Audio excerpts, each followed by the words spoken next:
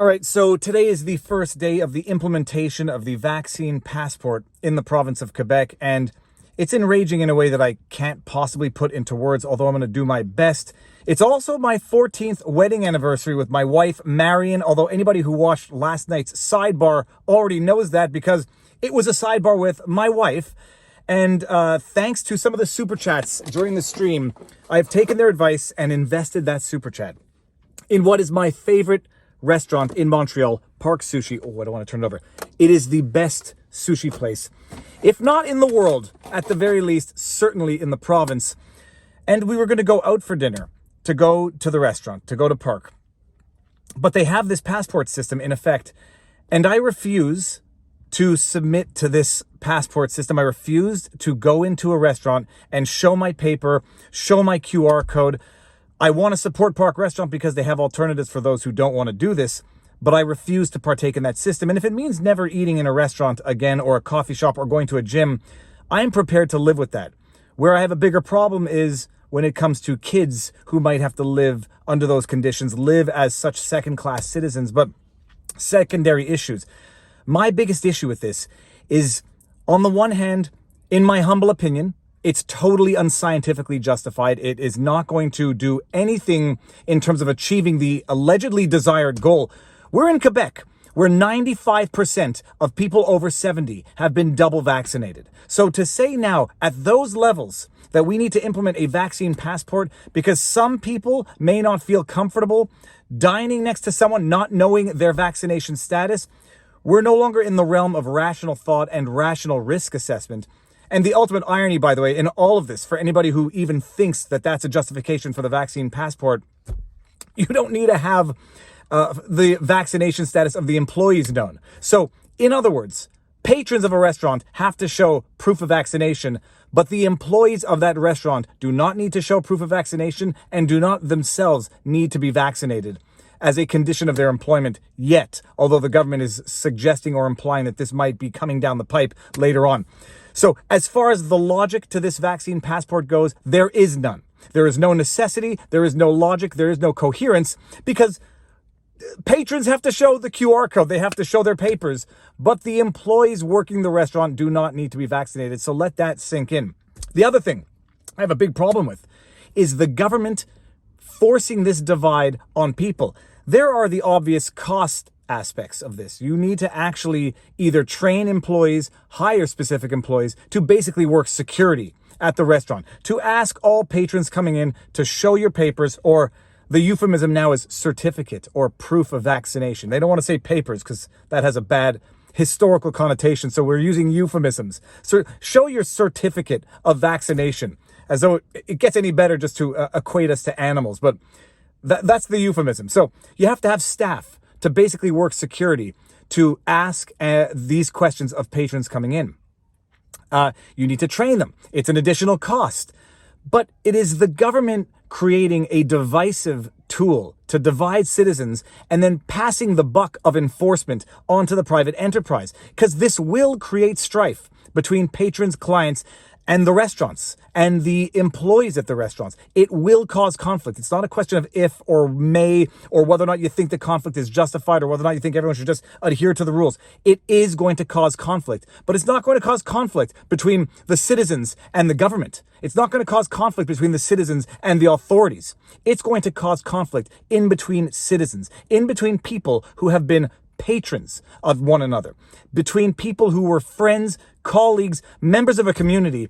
You are now, and by you, the government is now compelling some members of the community to verify the medical status of other members of the community. They are passing the buck of the enforcement of this down to the citizens, to the private enterprises, and it's going to cause social discord. There's not a question about it. The only question is how much and for what? It's going to cause social discord. There's no logic to any of this. And the question is going to be, well, is it going to be good or bad for business? The rationale by the government is that this is going to be good for business. It's going to allow businesses to open because if we don't have the vaccination proof of patrons, it's going to be too risky to open businesses. So this is like the precondition to allowing a business to reopen. So it's going to be good for businesses. Except it might not be good for businesses when people of good conscience like myself who are double vaccinated are going to say, I'm not frequenting a business that's going to make me do this. I'm not going to frequent or support a business that is going to treat fellow citizens like cattle. And I appreciate they're just implementing the government's tactic here. But I will not frequent those businesses. And I don't think I'm alone. And the people who are so concerned that they need other people to show their proof of vaccination, they will never be adequately satisfied. They will never feel safe enough to go to these businesses. And it's not like it's going to attract all that much business from those people. So it's only going to kill the small business without any meaningful necessity to justify it. And the government says, well, we'll see how it goes in the next couple of weeks. We'll see. Bottom line, it's going to kill the small business. It's going to cause strife among citizens. It's going to make civil life, what we knew as civil life, uncivil. And all of this in the hopes of, avoiding another lockdown. And I was talking to some employees and they say, I'll do whatever it takes to avoid another lockdown. As if the idea of a lockdown, and that guy was actually on a unicycle. I don't know if you could see that. As if the threat of a lockdown is a legitimate threat in the first place. As though it's a legitimate thing in your mind when you're factoring in decisions to say, well, I'd better do it because otherwise there's going to be another lockdown. A lockdown should never have become a reasonable, legitimate, or even any form of government. Lockdowns should not be a form of government or a tactic or a tool of government in any free and democratic society. Because it's, I guess, a truism at some point when you have lockdowns as a tool of government, you no longer live in a free and democratic society. You're not a free and democratic society just because you say you are. You're a free and democratic society because you act like one. And so Australia right now is not a free and democratic society.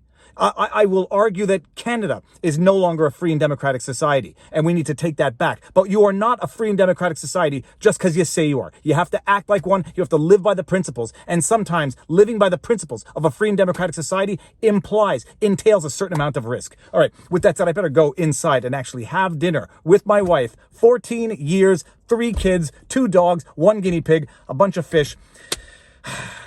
Life is interesting, and I never thought I'd be here, but here we are. Oh yeah, one other thing. If I can find it in time. Can I? Got my flyers. I did about 1.5 kilometers door to door, slipping these in mailboxes so people know that there is actually a name for freedom out there, and it's Frei. And holy cows, that's great. Peace out, everyone. All right, what are you doing? What are you doing? What? Yeah, no, explain. We're making creme brulee. Creme brulee, okay. I don't With know a blowtorch. With a little crazy. I can't open it. Okay, hold it. All right, well, okay, whatever. Ask Mom. What do you have to say? Yes. Good girl. What do you have to say? I don't know. Do you have to say? Okay, now here. We've just got to see the actual sushi up close because it would be morally remiss of me not to show you the art. This is culinary art. Come on. It's culinary art, people. Look at that. Oh my gosh. That's fried salmon. That's raw salmon, tuna, stuff, more stuff. If anybody ever decides that they want to visit Vaccine Passport Montreal, Park Restaurant. Montreal is the best. Montreal Park is the best place on earth. Happy anniversary. Sorry. Okay. I was going to say it is the best place on earth. Who wants to say like, share, subscribe, hit the notification? Can I have a creme brulee? Peace out.